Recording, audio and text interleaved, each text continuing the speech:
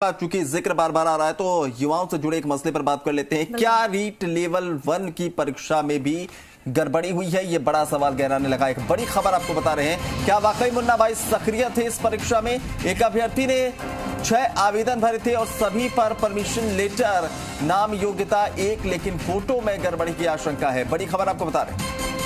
बिल्कुल, जोधपुर के एक अभ्यर्थी के 6 आवेदन का एक ही परीक्षा केंद्र। आखिर 6 आवेदन भरने के बाद 5 क्यों नहीं खारिज हुए, ये बड़ा सवाल है। नियम अनुसार केवल अंतिम आवेदन पर आना था परमिशन लेटर और सभी 6 आवेदन जारी हुए हैं। इसी खबर पर ज्यादा जानकारी के साथ सहयोगी ललित मेरे साथ सीधा लाइव जुड़ चुके हैं। ललित, मसला क्या आखिर ये?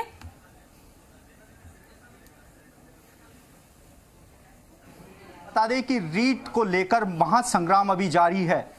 रीट लेवल 2 में हमने देखा है कि लगातार जो गड़बड़ियों की शिकायतें मिली हैं, गिरफ्तारियां हो रही हैं, पेपर खरीद फरोख्त के आरोप लग रहे हैं। तो वहीं पिछले दिनों एसओजी का यह कहना था कि रीट लेवल 1 में किसी भी प्रकार की शिकायत नहीं मिली है, साथ ही न कोई जांच हो रही है। लेकिन जी राजस्थान एक बड़े सवाल ये खड़े करता है कि आखिर रीट लेवल की जो परीक्षा हुई है उसमें कहीं ना कहीं माध्यमिक शिक्षा बोर्ड की ओर से कार्यप्रणाली पर सवाल खड़े होते हैं कि जो भर्ती प्रक्रिया हुई है उसमें कहीं ना कहीं सवालिया निशान खड़े करने वाले ये जो सबूत हैं, ये हम जी राजस्थान के माध्यम से हमारे दर्शकों तक, साथ ही व्यवस्था तक पहुंचाने की कोशिश कर रहे हैं कि आखिर क्या मामला था कि एक अभ्यर्थी के ऊपर जो माध्यमिक शिक्षा बोर्ड था वह इतना मेहरबान था। आप देख सकते हैं इस समय जो सबूत हमारी ओर से इकट्ठे किए गए हैं, ये एक अभ्यर्थी के द्वारा किए गए आवेदन है। आप देख सकते हैं कि उसके द्वारा 7 आवेदन किए गए हैं, यानी कि रीट लेवल 1 में 5-6 आवेदन किए गए हैं, तो वहीं रीट लेवल 2 में 1 आवेदन किया गया है।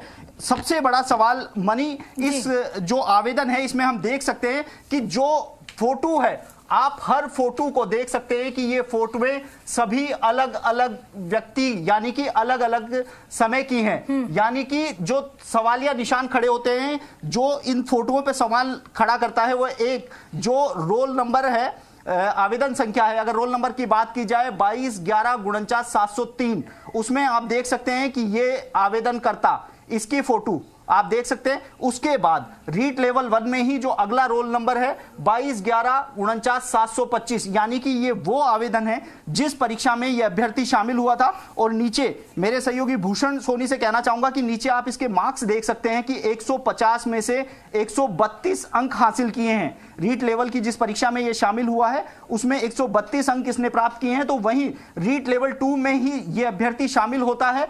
फोटो आप देख सकते हैं कि फोटो इस लेवल 1 और लेवल 2 की जो फोटो है वह सेम है। इसके अलावा जो 5 आवेदन है उनकी फोटो और इसके साथ ही जो जानकारी है। अब एक सवाल और सबसे बड़ा यहां खड़ा होता है, वो आता है मोबाइल नंबर का।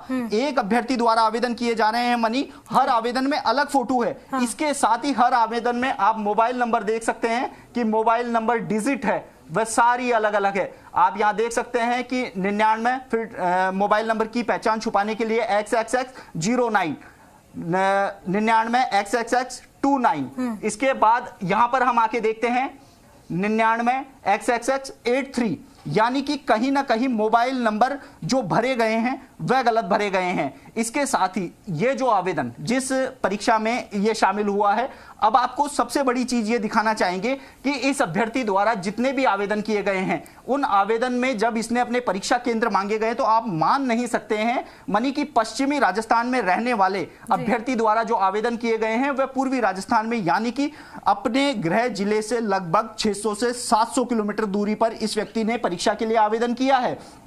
इसके साथ ही जब इसके प्रवेश पत्र पर हम जाते हैं, जब इसने प्रवेश पत्र जारी किए गए, आप देख सकते हैं किसी भी भर्ती परीक्षा का यह नियम होता है कि एक व्यक्ति यदि अधिक आवेदन करता है तो उसका अंतिम आवेदन स्वीकार होता है, बाकी के सभी आवेदन रद्द कर दिए जाते हैं।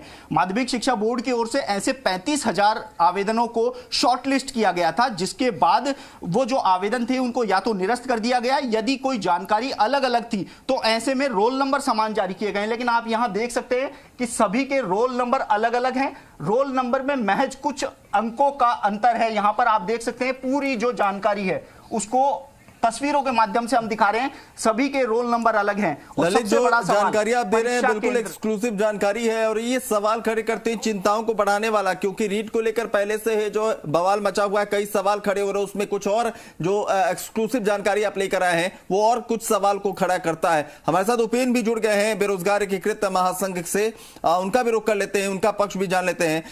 उपेन, लगातार ये कहा जा रहा था कि रीट में गड़बड़ियां हैं, सीबीआई से जांच होनी चाहिए और परीक्षाओं को रद्द करने की भी बात हो रही थी। अभी इस तरह की कई मांगों को रख चुके हैं, लेकिन सबसे महत्वपूर्ण कि जैसे जैसे आगे बढ़ता जा रहा है मामला, अब अलग अलग लेवल में भी इस तरह की चूक सामने आ रही है और जो हमारे सहयोगी ललित बता रहे हैं, ये चूक देखकर लगता नहीं कि ये कोई तकनीकी चूक है, ऐसा लगता है कि मिली भगत से इस तरीके से एक ही छात्र को 6 अलग अलग जगहों पर प्लेटफॉर्म दिया जा रहा है, तो कहीं ना कहीं सवाल पूरे सिस्टम पर फिर से खड़ा हो रहा है।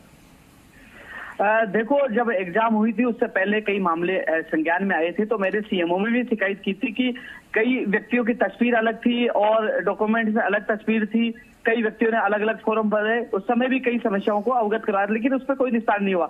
लेकिन कुल मिलाकर इनकी सीबीआई जांच की मांग हम लगातार कर रहे हैं कि रीट एक बड़ा मामला हो चुका है, इसमें कई लोग, बड़े स्तर के लोग इसमें लिप्त पाए जाएंगे, इसलिए हम लगातार मांग कर रहे हैं और 9 फरवरी को विधानसभा घेराव भी कर रहे हैं रीट की सीबीआई की जांच की मांग को लेकर, क्योंकि ये बड़ा गिरोह है और जो इसी एग्जाम में नहीं कई भर्ती परीक्षाओं में ऐसे बड़े खेल खेले गए हैं। इन खेल के साथ ही उन बड़े नेताओं का जो संरक्षण दे रहे हैं उनका बेनकाब होना जरूरी है। ऐसे में इनकी जांच सीबीआई से होना बड़े अत्यंत आवश्यक है, क्योंकि युवाओं के सपनों के साथ कई भर्तियों में खिलवाड़ सामने आए। लेकिन उपेन, एसओजी जो जांच कर रही थी, तो आपको क्या लगता है किसी पे एक पेपर लीक के एंगल पर वो जांच करती रह गई और इस तरह की जो गड़बड़ियां और भी थी उस पर नजर उनकी नहीं गई, उसको लेकर क्या कहेंगे?